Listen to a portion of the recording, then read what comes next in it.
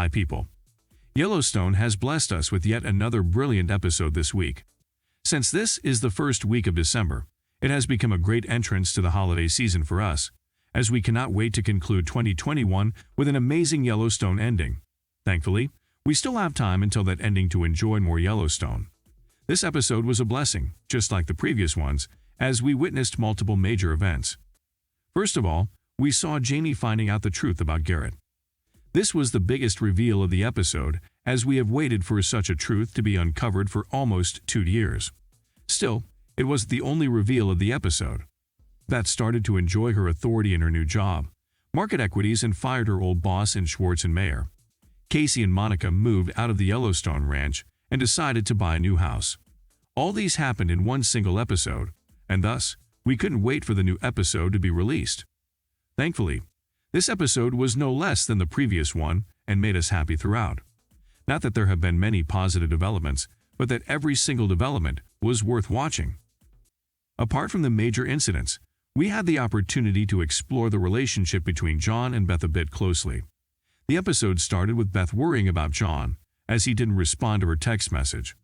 When Rip told her that John is fine, she openly expressed that this is what she is worried about.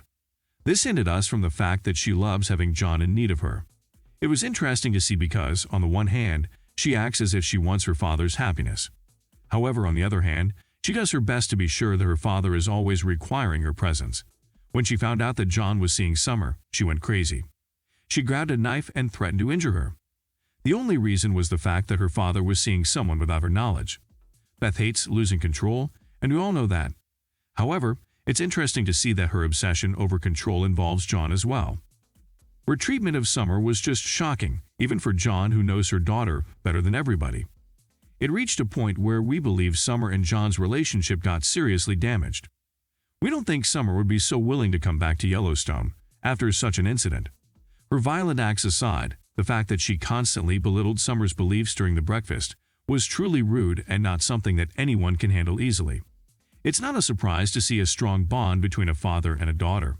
It's quite normal, especially when the mother has passed too early.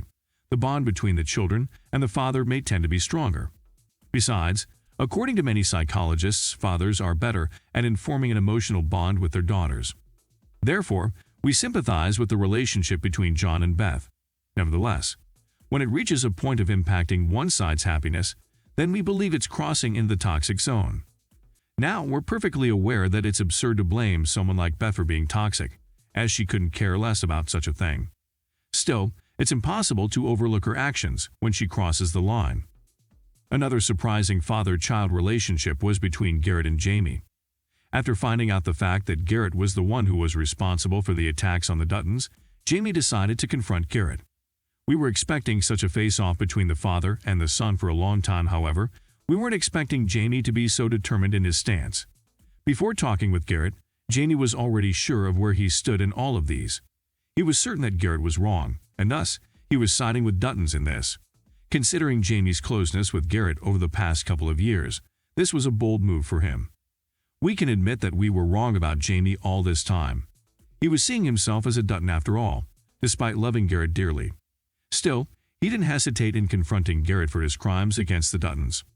Unfortunately, Garrett is a master manipulator, and Jamie has a soft spot for him. Therefore, even though Jamie gained our respect at first, he also proved once again that he is a weak man who just wants to have a family that loves and supports him.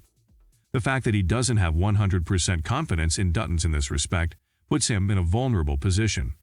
Especially his troubled relationship with Beth makes him feel like an outcast within the family. Thus, when Garrett tells him that he is alone and has no one but him, Jamie believes.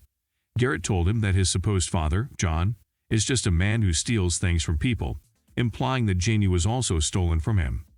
Garrett also underlined that he is Jamie's true family, as he provided him a true home and brought his son back to him. All these are strong points that cannot be overlooked, and unfortunately, Jamie couldn't resist them. His constant need of being loved by a strong father figure is making him a very weak person who can be easily manipulated, and we hate to see that. Now, our eyes are on a brand new confrontation, this time between Jamie and John, since the two have a lot to talk about and can no longer avoid it. What do you think of Yellowstone Season 4 Episode 6? Do you think Beth crossed the line this episode? What about Jamie? Are you proud or ashamed of him? Let us know what you think in the comments below, and don't forget to like, subscribe, and share the video. Thank you for watching. See you soon.